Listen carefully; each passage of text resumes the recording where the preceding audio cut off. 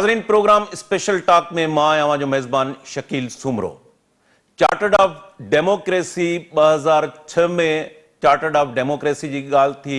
ॿिनि पाकिस्तान जी मुख्य पार्टियुनि मुस्लिम लीग नून ऐं पीपल्स पार्टी विच में लंडन में चार्टर्ड ऑफ डेमोक्रेसी मीसाके जमहूरियत जो जेको दस्तावेज़ आहे उन ते सही कई वई हुई।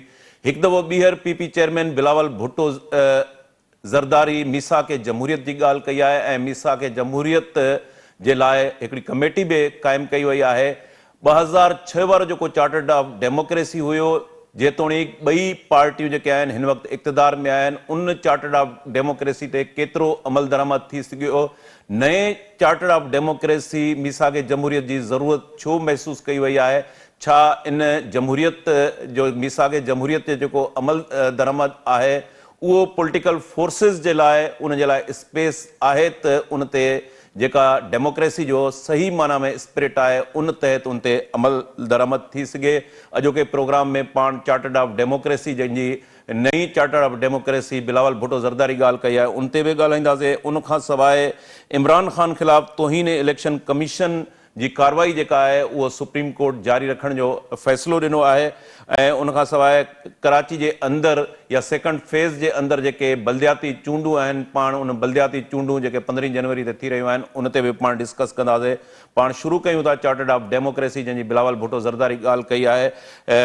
असांखे अॼोके प्रोग्राम में इन इश्यूज़ ते जॉइन कयो आहे सीनियर सियासतदान सेनेटर डॉक्टर करीम ख्वाजा, पाण पीपल्स पार्टी जा सीनियर अॻवान आहिनि ऐं सीनियर सियासतदान ऐं नाले वारे कानूनी माहिर मुजीब पीरज़ादो साहब भी असांखे टेलीफोन लाइन ते जॉइन किया है। ॿिन्ही मेहमाननि खे असां प्रोग्राम में भलीकार चऊं था। शुरू कयूं था डॉक्टर करीम ख्वाजा साहब खां। डॉक्टर साहब, नए चार्टर्ड ऑफ डेमोक्रेसी मीसाके जमहूरियत जी बिलावल भुट्टो ज़रदारी ॻाल्हि कई आहे ऐं उन सिलसिले में कमेटी भी क़ाइमु कई वई आहे। हिकिड़ो chartered of democracy Peoples Party ऐं नून लीग विच में लंडन में जेको गॾिजाणी थी उन में उन दस्तावेज़ ते सहियूं कयूं वियूं हुयूं। छो नए चार्टर्ड ऑफ डेमोक्रेसी जी ज़रूरत छो महसूस थी आहे ऐं पाण जेकॾहिं 2006 वारे चार्टर्ड ऑफ डेमोक्रेसी जी ॻाल्हि कयूं उन ते केतिरो अमल दरामद थी सघियो आहे? शकील साहिब महिरबानी। चार्टर ऑफ डेमोक्रेसी जेको शहीद बेनज़ीर भुट्टो साहिबा ऐं मियां नवाज़ शरीफ़ कयो हो, पोइ इक़्तिदार में सभ खां पहिरीं पीपल्स पार्टी इलेक्शन खटी आई, पोइ नून खटी आई, त यूसुफ रज़ा गिलानी साहब जो जेको आहे सो स्टेटमेंट मुख़्तलिफ़ वक़्तनि में उन ॾिनो, जेको साबिक़ प्राइम मिनिस्टर हुआ पीपल्स पार्टी जा, त असां 85% अमल दरामद कयो। बाक़ी ट्रुथ ऐं रिकन्सिलेशन कमीशन या कॉन्स्टिट्यूशनल कोर्ट उहो कोन ठही सघिया। ऐं एज़ अ सेनेटर रेज़ोल्यूशन मूं आंदो त जेको इन ते अमल दरामद कयो वञे। वो रेज़ोल्यूशन 8-9 महीना साल पेंडिंग में पियो हो। मुस्लिम लीग जी गवर्नमेंट हुई। मूंखे यादि आहे त पोइ असां मूंखे चयो वियो त इहो विड्रॉ कयो। पोइ मूं चयो त विड्रॉ उन सूरत में थींदो जॾहिं पार्टी मूंखे चवंदी। पोइ मूंखे उन वक़्तु एतज़ाज़ हसन असांजो लीडर हो, उन चयो त बाबा विड्रॉ कयो। पोइ उन में मुस्लिम लीग जो चवणु इहो हो त असीं जेके सो इन ॿिनि चीज़नि ते फ़िलहाल अमल दरामद नथा करे सघूं। राजा जेको आहे उन ज़माने में राजा साहब जेको हो मुस्लिम लीग जो लीडर ऑफ द हाउस हो। त चवण जो मतिलबु आहे त राजा ज़फ़रुल हक जी जी जी त ट्रूथ एंड रिकन्सिलेशन ऐं जेको आहे सो कॉन्स्टिट्यूशनल कोर्ट्स ऐं हाणे जेके तव्हां ॾिसो त जॾहिं शहीद बेनज़ीर ऐं जेको आहे सो नवाज़ शरीफ़ सही कई ऐं उन में कंटिन्यूटी ऑफ डेमोक्रेसी ज़रूरु हली। लिकल ॻाल्हि कान्हे इन खे तयारु कयो ख़ान साहब खे। हाणे जेको आहे सो चार्टर ऑफ डेमोक्रेसी में इलाही नयूं शयूं तव्हांखे इंक्लूड करणी पवंदियूं ऐं इहे ॿ शयूं जेके रहिजी वियूं ऐं ॿियूं बि शयूं जेके उहे कुवतूं जेके पार्लियामेंट खां ॿाहिरि आहिनि उन्हनि खे बि ऑन बोर्ड वठिणो पवंदो। That is political parties. ॿियनि कुवतनि जी ॻाल्हि नथो कयां। ऐं जेके पॉलिटिकल पार्टीज़ जेके पार्लियामेंट में बि आहिनि त इन सभिनी जी थींदी। ऐं हाणे इमरान ख़ान छा थो चए? इमरान ख़ान इन जेके चार्टर ऑफ डेमोक्रेसी जेके इन सेकेंड फेज़ में ईंदी उनमें शामिलु थिए थो या नथो थिए? जेतोणी उनजी सेंट्रल पंजाब में पॉपुलरिटी आहे। सो हाणे इन सिलसिले में बिल्कुलु सभिनी पॉलिटिकल पार्टी सां राब्तो कबो ऐं जेका स्टेटमेंट मूं पढ़ी आहे CEC खां पोइ बिलावल साहब जेको फरमायो आहे त नेचुरली असीं चाहींदासीं कंसेंसस थिए ऐं इहो ई हिकिड़ो तरीक़ो आहे। पाकिस्तान जेको आहे सो थ्रू वोट्स जे थ्रू ठहियो, पार्लियामेंट जे थ्रू ठहियो ऐं शयुनि खे ईअं अॻियां वधाए सघूं था जंहिंमें जेके उहे कुवतूं, उहे फोर्सिस, उन जी जेका ताक़त आहे, जेके मुदाख़लत आहे या जेके इंटरफेरेंस 75 साल में आहे उनखे घटाइणो आहे। असल मतिलबु इहो आहे डेमोक्रेसी हले, पार्लियामेंट हले, जेके शयूं असीं नथा करे सघूं उहे शयूं सां वापसि वरितियूं वञनि। त इहे आहे बेसिक थीम त इहा ई आहे। मुजीब साहब पीपल्स पार्टी जो हिस्सो भी रहा आहिनि, MNA रहा आहिनि, माहिर कानूनदान भी आहिनि। मुजीब साहब, अवां कीअं ॾिसो था हिकिड़ो जेको चार्टर्ड ऑफ डेमोक्रेसी 2006 में 14 मई ते मां सम्झां थो त उहो तारीख़ी दस्तावेज़ ते उन ते सहियूं कयूं वियूं शहीद मोहतरम बेनज़ीर भुट्टो ऐं नवाज़ शरीफ तरफ़ां ऐं तबाही तरफ़ वञी रहियो आहे। ऐं माण्हू ॾिसो था सिंध जा माण्हू पिया आहिनि पाणीअ में, अञा ताईं हुननि जूं ज़मीनां जेके आहिनि उहे आजूं कोन थियूं आहिनि। त जेको आहे साका कशी ते मजबूर आहिनि, महांगाई थींदी थी वञे, रोज़ महांगाई थींदी थी वञे, अटो अणलभ थी वियो आहे, भाण जेको आहे ज़मीन जे लाइ ज़रूरी आहे उहो अणलभ थी वियो आहे, पाणी हिन महिल ताईं अञा ज़मीननि में सिंध में वेठो आहे। त जेको आहे तबाहीअ जी तरफ़ वञी रहिया आहियूं। हिन वक़्तु इहो अहिड़े क़िस्म जा इशूज़ कढण खां हिकिड़ो लॉलीपॉप आहे जेको ॾियणु था चाहिनि क़ौम खे, पंहिंजी जेका आहे इनएफिशिएंसी उन खे कंहिं नमूने सां लिकाए। त हिन वक़्तु इन जी कहिड़ी ज़रूरत अची पई आहे? माण्हुनि खे बचाइण जी कोशिशि कई वञे, उहो तबाह थी विया आहिनि। महांगाई एॾी ज़ोरनि थी वई आहे जो माण्हू हिकु वक़्तु मानी नथा खाई सघनि, उहो अफोर्ड नथा करे सघनि। इन्हनि हालात में इहे कॉस्मेटिक चेंजिस, हिकिड़ो लिपस्टिक लॻाए करे उहे जेके आहिनि चेंजिस लॻाइण कयूं वञनि, उन सां हिन क़ौम खे हिन वक़्तु कहिड़ो फ़ाइदो थींदो? असांजी त एग्ज़िस्टेंस जेका आहे जेका मुल्क जी उहा ख़तरे में आहे। तव्हां ॾिसो था त हिन महिल ताईं जेको आहे त असां एतिरा असांजे स्टेट बैंक वटि न आहिनि जो LC का ऑनर करे सघनि, LC नथा ऑनर करे सघनि, भाण नथा घुराए सघनि ॿाहिरां, तव्हांजो जेको आहे फीड जेको आहे कुकड़नि जो उहो नथा घुराए सघूं, दवाऊं नथा घुराए सघूं, रॉ मटीरियल फाइज़र जहिड़ी कंपनी आहे उन जो रॉ मटीरियल नथा घुराए सघनि, ऐं पेनाडॉल इहे गोरियूं जेके आहिनि उहे अणलभ थी वियूं आहिनि। त इन मुल्क खे जेको हिन महिल डाइवर्ट करण सां उन में कहिड़ो फ़ाइदो थींदो? सिंध जी भलाईअ जो कमु करिणो आहे असांखे, जंहिं मां बि उहो थी सघे ही पाणी कढाइनि, ड्रेनेज सिस्टम जेको आहे ठीकु करनि, LBOD RBOD उन्हनि खे समुंड सां ॻंढिनि त पाणी वञी सघे। इहे अहिड़ियूं ॻाल्हियूं आहिनि जंहिंमें अहिड़े क़िस्म जूं ख्वाबी हिकिड़ो ॻाल्हियूं उहे मुल्क ऐं क़ौम खे नथियूं बञाए सघनि। ऐं ॿियो फ़ौज जी त इंटरफियरेंस आहे न हिते असां वटि। तव्हां ॾिसो था त कमेटी ऑफिशियली ठहियलु आहे, कमेटी जंहिंमें प्राइम मिनिस्टर बि वेहे थो, चीफ ऑफ आर्मी स्टाफ बि वेहे थो, ॿिया सभई वेहनि था, त थोरी घणी त इंटरफियरेंस आहे। ऐं ॿियो त फ़ौज खां सवाइ जेको आहे मुल्क हली बि कोन थो सघे। तव्हांजी फ्लड थो अचे त फ़ौज था घुराइनि, तव्हांजो अर्थक्वेक थो अचे त फ़ौज था घुराइनि, तव्हांजो जेको लॉ एंड ऑर्डर सिचुएशन थी थिए त फ़ौज खे था घुराइनि। जेका बॉर्डर ते कशीदगी लॻी पई आहे, हिंदुस्तान वारी बॉर्डर ते अलॻि आहे त जेको अफ़गानिस्तान जी बॉर्डर ते अलॻि हालत आहे। त इहे इम्पोर्टेंट फैक्टर्स आहिनि जेके हिन महिल सोच करणु घुरिजे। बाक़ी इहो हिकिड़ी जेको आहे जीअं मां चयुमि त लॉलीपॉप आवाम खे ॾेखारण में को फ़ाइदो कोन्हे, हिन सां कहिड़ो फ़ाइदो थींदो? नवाज़ शरीफ़ जेको आहे उहो उहो ई अचे थो पियो, उहो बि इलेक्शन में हिसो वठंदो, सभई वठंदा। हिन महिल मां न थो सम्झां त चार्टर ऑफ डेमोक्रेसी जी जी डॉक्टर साहब मुजीब पीरज़ादा साहब जो चवणु आहे त हिन वक़्तु प्रायोरिटी जेका आहे सिंध में ख़ासि तौर ते जेके ॿोॾ मुतासिर आहिनि, जेको पाणी बीठल आहे उनखे नेकाल कयो वञे, महांगाई हिकिड़ो वॾो इशू आहे, गवर्नमेंट जी परफॉर्मेंस ते मुजीब साहब सवाल उथारियो आहे त हिन वक़्तु चार्टर्ड ऑफ डेमोक्रेसी जी ॻाल्हि करणु हुनजो चवणु आहे त इहो कॉस्मेटिक हिकिड़ो लॉलीपॉप आहे। ॾिसो जेके डे टू डे अफेयर्स आहिनि उहो गवर्नमेंट त हलाए पई, पाणी कढण जी कोशिशि पई करे, ॿियूं जेके चीज़ूं आहिनि उनखे गवर्नमेंट फेस पई करे। चार्टर ऑफ डेमोक्रेसी जो मतिलबु आहे त हक़ हक़ में साईं वधीक असांखां तमामु जीनियस क़िस्म जो वकील आहे, ऐं जेको सो रियासत ऐं स्टेट जे विच में सोशल कॉन्टेक्ट खे नए अंदाज़ में आणिजे, जहिड़े नमूने सॉवरेंटी लाइज़ विद द पीपल। इहे आहिनि ॻाल्हियूं। हू पंहिंजी जाइ ते ॻाल्हि आहे, हीअ पंहिंजी जाइ ते ॻाल्हि आहे। साईं जेके ॻाल्हियूं पियो करे बिल्कुलु सही आहिनि, उहो थियणु खपनि, गवर्नमेंट करे पई।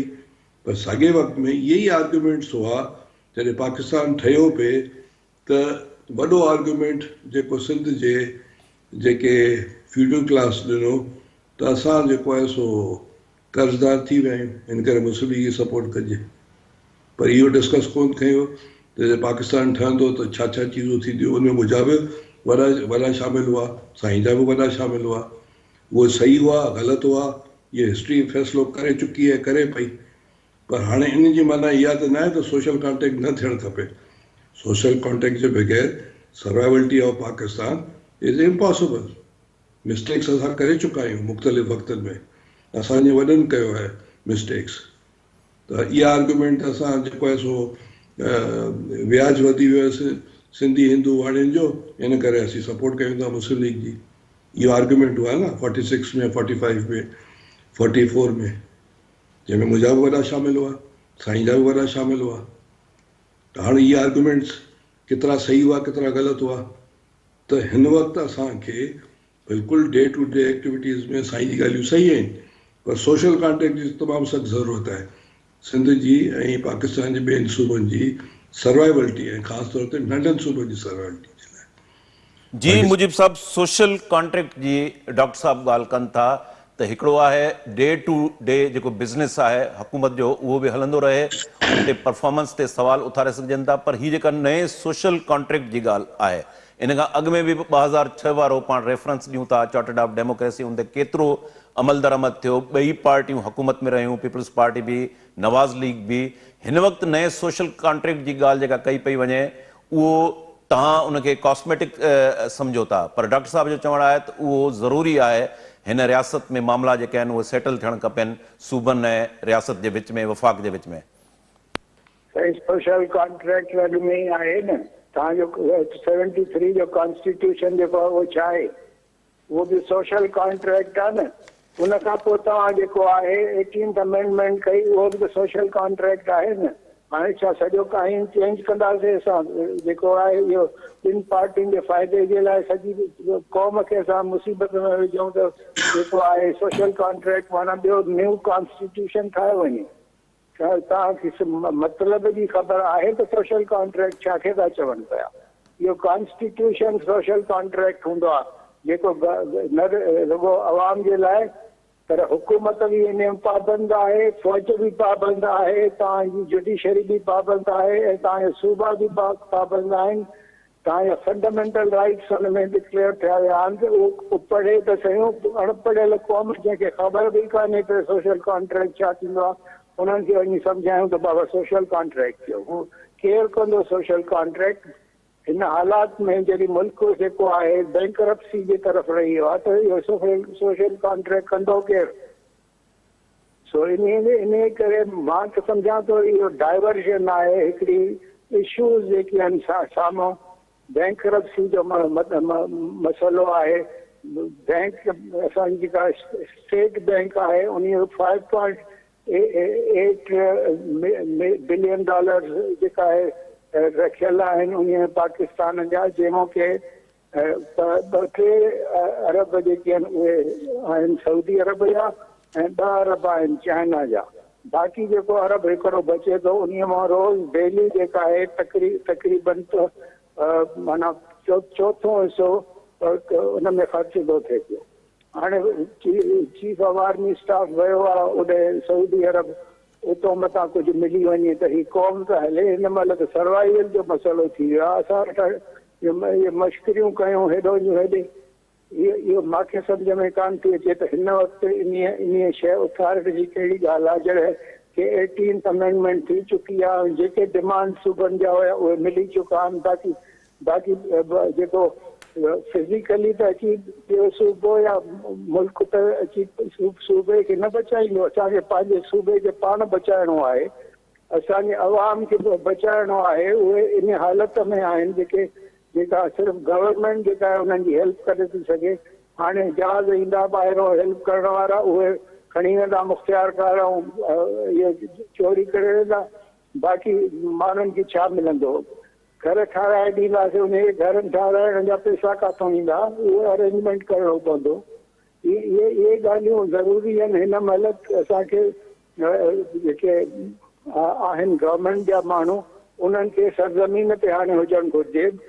पाणी त कढाइनि न, भला पाणी जे थोरो 3 साल या 2 साल या 6 महीना त उहा ज़मीन त आबाद थियण खां ई हली वेंदी, वरी हुनखे इम्प्रूव करण जे लाइ तव्हांखे 5 साल ॿिया खपनि, न त महिनत करे माण्हू उहो ज़मीनूं बचाइनि पंहिंजूं। त इन्हनि कास्ट माण्हू त असांजो सम्झंदो ई न त चार्टर ऑफ डेमोक्रेसी छा था चवनि, नओ सोशल कॉन्ट्रैक्ट छा आहे। असांजा ग़रीब माण्हू उन्हनि खे एॾी अकुल आहे, एॾी सम्झ आहे, जंहिंजे इन इशू में असांखे फासाए रहिया आहिनि त जेके गैर ज़रूरी शयूं आहिनि से अॻिते कजनि ऐं जेको आहे नाज़रीन हिते हिकिड़ो नंढड़े कमर्शियल ब्रेक जो वक़्तु थी वियो आहे। नंढड़े कमर्शियल ब्रेक खां पोइ प्रोग्राम खे कंटिन्यू कयूं था।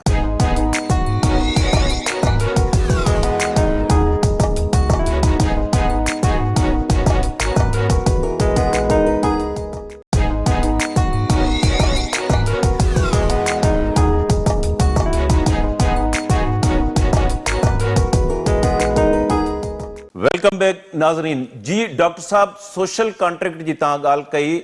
मुजीब साहब जो चवणु आहे जेको कॉन्स्टिट्यूशन आहे 73 जो 18वीं तरमीम, उहो असां वटि सोशल कॉन्ट्रैक्ट जेको आहे मौजूदु आहे। हाणे असल सुवाल थिए थो पियो त उन सोशल कॉन्ट्रैक्ट आइन ते अमल कीअं कराइजे। ऐं हिन वक़्तु 18वीं तरमीम में जेके मिनिस्ट्रीज़ हुयूं उहे पावर डिवाल्व सूबनि ॾे वञणियूं हुयूं, हिन वक़्तु बि वफ़ाक़ जे अंदरि उहे एक्सरसाइज़ कई पई वञे जेको गैर आइनी अमल आहे। ऐं हिन वक़्तु मुस्लिम लीग तोड़े पीपल्स पार्टी ॿई इक़्तिदार में आहिनि।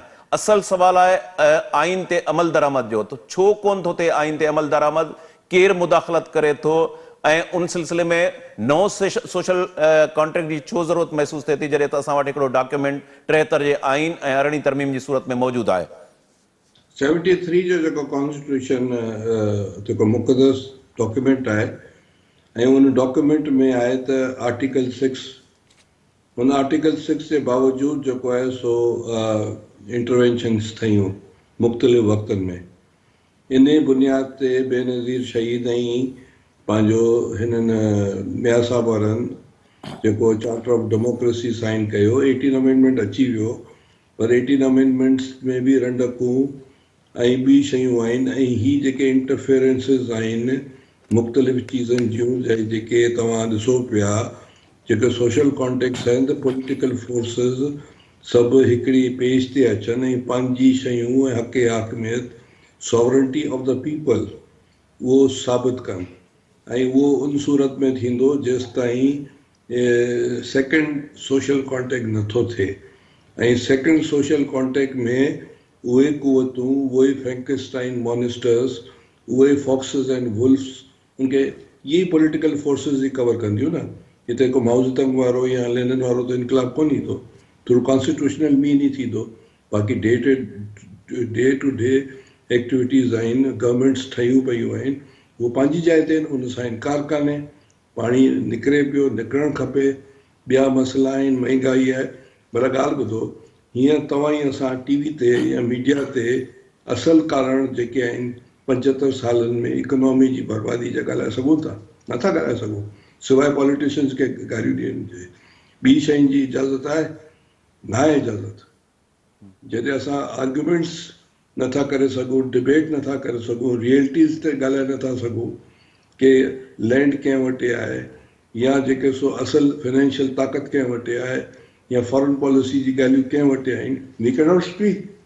त सोशल कॉन्ट्रैक्ट जी माना इहो आहे मिडेवलियन टाइम में जॾहिं फ्रांस इनकलाब आयो उन वक़्तु फ्रांस या यूरोप जी आवाम त जाइल तरीन हुई असां खां वधीक। आउं नथो सम्झां त आवाम कॾहिं जाइल रही आहे।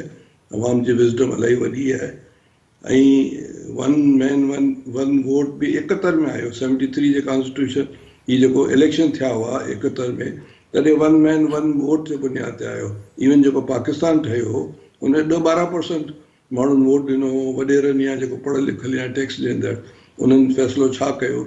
वन मैन वन वोट वारो जेको फ़ैसिलो, जंहिंमें हिते भुट्टो साहब, हुते मुजीब, हिते नेशनल अवामी पार्टी जेका वली खान वारी खटी आई, उन्हनि ई त कॉन्स्टिट्यूशन ॾिनो। त अवाम जी विज़डम वॾी एक्सलेंट हूंदी आहे, असांखे बिल्कुलु ज़रूरत आहे। ऐं जेको डॉक्टर साहब बिल्कुलु नओं सोशल कॉन्ट्रैक्ट थियणु खपे, तरमीम अचणु खपे, पर ही जेको डे टू डे मामला आहिनि जेके तव्हां ॻाल्हि कयो था या मुजीब साहब ॻाल्हि कई, त ही जेको पाणी बरसाति जो बीठल आहे, हेतिरा महीना थी विया आहिनि, ज़रई ज़मीन तबाह थिए थी पई, ही महांगाई जो वॾो इशू आहे, ही जेका पीपुल अवाम जी ॻाल्हि कयूं था उहो मुसलसल लाॻीतो विक्टम थींदो पियो अचे। अवाम जे चेहरनि जी जेकॾहिं असां ॾिसूं था, उन्हनि खे ॾिसूं था त उहे इंतिहाई गुरबत जी चकी में पीसिजी रहिया आहिनि। क्राइम रेट वधियो आहे, माण्हू ॿाहिरि निकिरी नथो सघे। ॿिए पासे हिकिड़ो रूलिंग इलीट क्लास आहे, रूलिंग इलीट क्लास जो हिन सॼे सूरत हाल सां ॼण त को बि वास्तो कोन्हे ऐं हू पंहिंजो इलाज बि हिते कोन था कराइनि, उन जा ॿार बि हितां जे स्कूलनि में कोन था पढ़ाइनि जेके पब्लिक सेक्टर जे स्कूल में आहिनि। त हीअ जेको पब्लिक विक्टम आहे, उन पब्लिक खे हुकूमतुनि में जेके वेठा आहिनि जेतिरो बि अख़्तियार आहे, छा तव्हां सम्झो था त उन अख़्तियार तहत उन्हनि खे एतिरो रिलीफ मिलियो आहे पब्लिक जो, पब्लिक सुख जो साह खणी सघे? तव्हांजी ॻाल्हि ते 110% मां अग्री कयां थो। डे टू डे इवेंट्स आहिनि, इलेक्शन्स थियनि ऐं हीअ जेके कंटिन्यूटी जेका हले पई, जंहिंमें पीपल्स पार्टी आई, पोइ नवाज़ शरीफ़ आयो ऐं इमरान खान जी गवर्नमेंट आई, कंटिन्यूटी हले पई। पर जेकॾहिं हिते जेके मिसाल टेक्नोक्रेट गवर्नमेंट अची वञे या ॿिया के माण्हू अची वञनि त कंटिन्यूटी ख़तमु थी वेंदी। त हीअ कंटिन्यूटी इन करे आहे जो चार्टर ऑफ डेमोक्रेसी जे करे ऐं पॉलिटिकल पार्टीज़ में अंडरस्टैंडिंग जे करे। पर हाणे नेक्स्ट स्टेप में जेके पॉलिटिकल पार्टीज़ ॿाहिरि वेठियूं आहिनि पार्लियामेंट जे अंदरि, इन्हनि सभिनी जूं इंक्लूडिंग इमरान ख़ान, तॾहिं तव्हांजो जेको सॉवरेंटी ऑफ द पीपल थींदी, सॉवरेंटी ऑफ द पार्लियामेंट थींदी ऐं डे टू डे एक्टिविटीज़ या जेके इक़्तिसादी पस्ती ते तव्हां भला डिस्कस करे सघो था। इक़्तिसादी पस्ती 75 साल में सिर्फ़ु तव्हां आख़िर में घुमी फिरी चवंदो त पॉलिटिशियन्स तबाह कयो। ॿिए पासे छा जे करे थियनि पियूं, छा ॻाल्हियूं आहिनि, तव्हां डिस्कस करे सघो था पाकिस्तान में? कम से कम तव्हां मीडिया ते नथा डिस्कस करे सघो। जेके एक्सपर्ट्स अचनि था, इकोनॉमिकल एक्सपर्ट्स नथा ॻाल्हाए सघनि। जिन ॻाल्हायो उनखे जलावतन थियणो पियो। जेके इकोनॉमिकल एक्सपर्ट्स, आशा सदीका जी ॻाल्हि पियो कयां, त इहे उन सूरत में ईंदा। मुजीब साहब जो ओपिनियन, मुजीब साहब जेका कॉन्स्टिट्यूशन बिल्कुलु असां वटि मौजूदु आहे, सोशल कॉन्ट्रैक्ट असां वटि मौजूदु आहे 18वीं तरमीम जी सूरत में, पर असल सवाल आहे उन आइन ते अमल दरामद थियण जो। उन अमल दरामद डॉक्टर साहब जो चवणु आहे त जेके मुख़्तलिफ़ दौरनि में मुदाख़लत कनि था, उनमें आइन जो आर्टिकल 6 आहे, पर जॾहिं आर्टिकल 6 ते अमल दरामद जी ॻाल्हि थिए थी, उहो अमल दरामद नथो थिए। इन करे संदन चवणु आहे त नए सोशल कॉन्ट्रैक्ट जी ज़रूरत आहे ऐं जेसिताईं उहो कॉन्स्टिट्यूशन पार्लियामेंट जी सुपरमेसी न थींदी, कानून ते अमल दरामद न थींदो, रूल ऑफ लॉ जेको आहे सही पंहिंजे स्पिरिट में अमल न थींदो, तेसिताईं ही मामला जेका आहिनि हल न थी सघंदा। ऐं इहे पॉलिटिशियन्स जेके आहिनि जे कतार में बीठा हूंदा फ़ौज खे जेको आहे राज़ी करण में, त पोइ सोशल कॉन्ट्रैक्ट हुजे या छा बि हुजे उहो नाफ़िज़ थी न सघंदो। हर को खड़काए वेठो उन्हनि जो दरवाज़ो त उन्हनि खे कुझु मिली वञे, विराइण वारो को विराए वञे। सुप्रीम कोर्ट मौजूदु आहे, आर्टिकल 6 को मज़ाक आहे छा?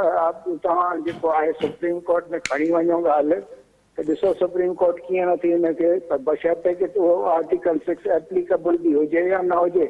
आर्टिकल 6 तव्हां ख़बर आहे त फेडरल गवर्नमेंट जी मर्ज़ीअ खां बिना इन खे इन्वोक ई नथो करे सघे। ऐं फेडरल गवर्नमेंट पंहिंजी वेठी अथनि, छो नथा इन्वोक कनि उन खे?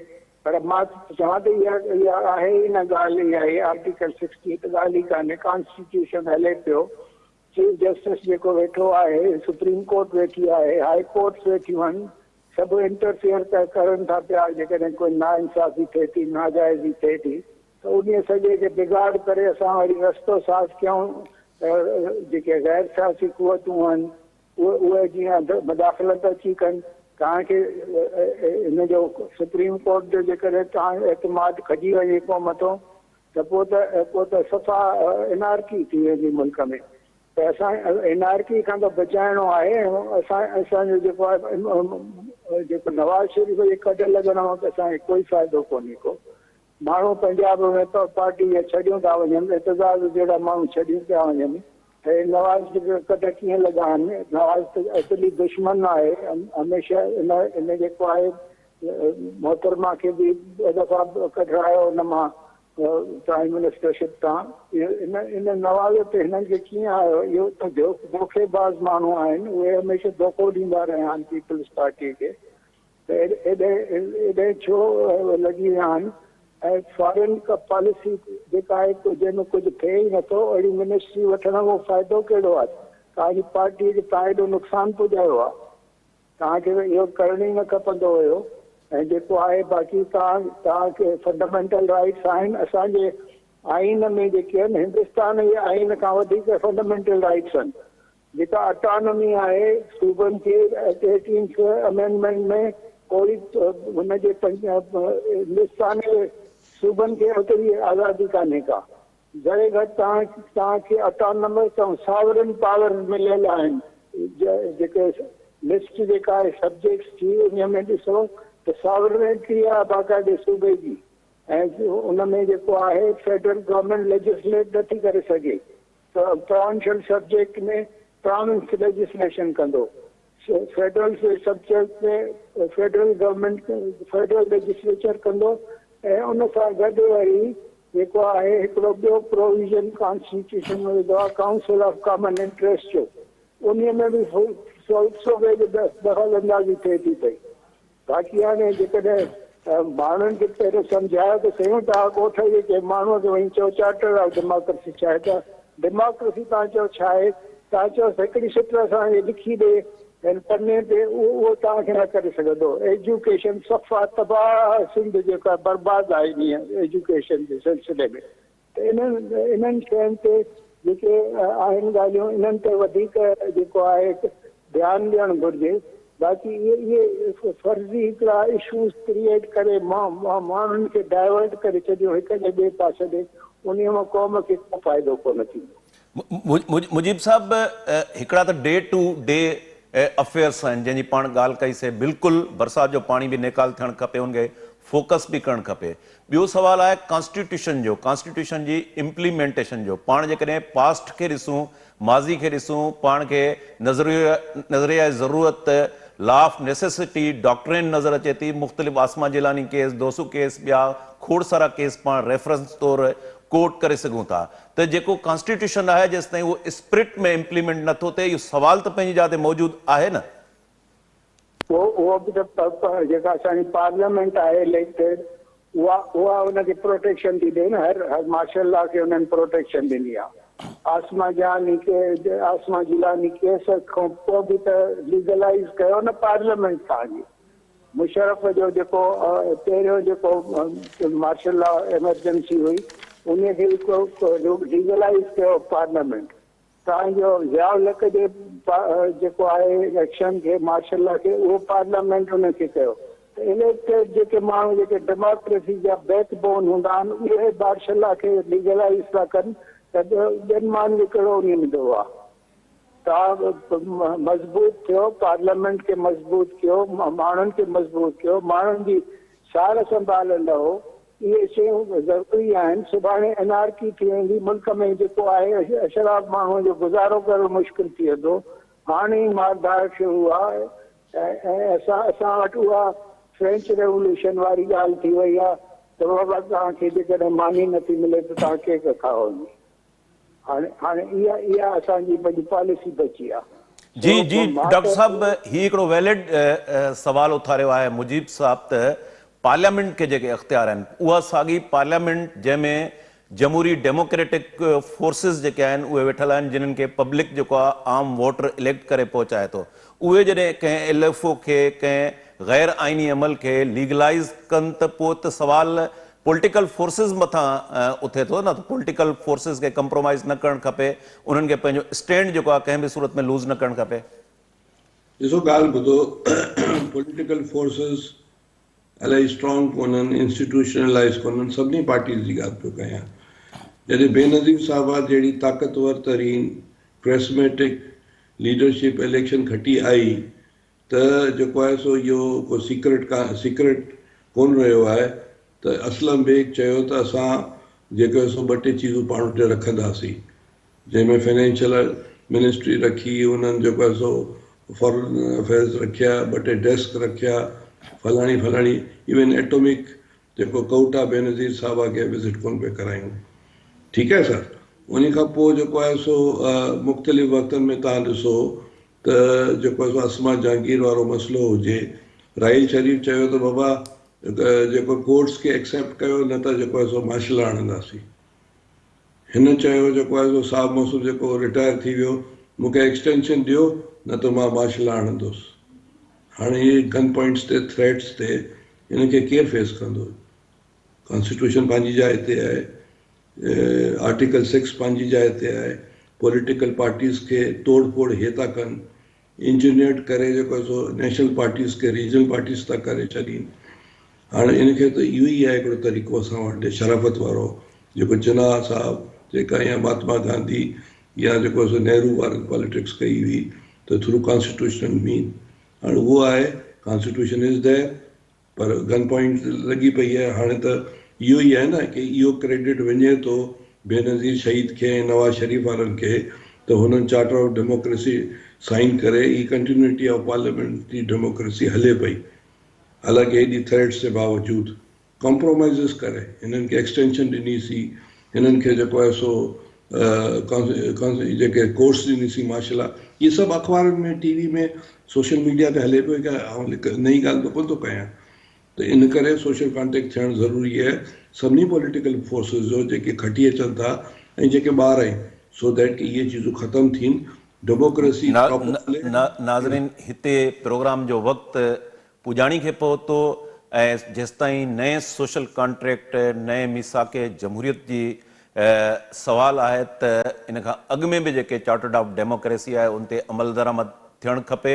ऐं सभ खां वॾो इहो सुवाल त जॾहिं असां डेमोक्रेसी जो नालो वठूं था, जमहूरियत जो नालो वठूं था, त उन जमहूरियत में अवाम शामिल हुजे थो ऐं उहो अवाम जेको वोटर आहे उहो पंहिंजो वोट ॾेई उन्हनि खे पार्लियामेंट में पहुचाए थो। तंहिं करे पार्लियामेंट में वेठल पॉलिटिकल पार्टियुनि खे कंहिं बि सूरत में, कंहिं दबाव में, गन पॉइंट ते अची कंहिं बि सूरत में कंप्रोमाइज़ न करणु खपनि ऐं सियासी अमल जेको आहे जारी रहणु, उतां ई को रस्तो निकिरी सघे थो। ऐं उन हवाले सां वरी बि सवाल इहो अहम सवाल आहे त पॉलिटिकल फोर्सिस उहे उन्हनि में केतिरी स्टेबिलिटी आहे, ख़ुदि उन पार्टियुनि जे अंदरि केतिरी जमहूरियत आहे ऐं उहे जमहूरी पार्टियूं जेके आहिनि अवाम जे भले जे लाइ केतिरो स्ट्रगल में बिलीव कनि थियूं, यकीन रखनि थियूं।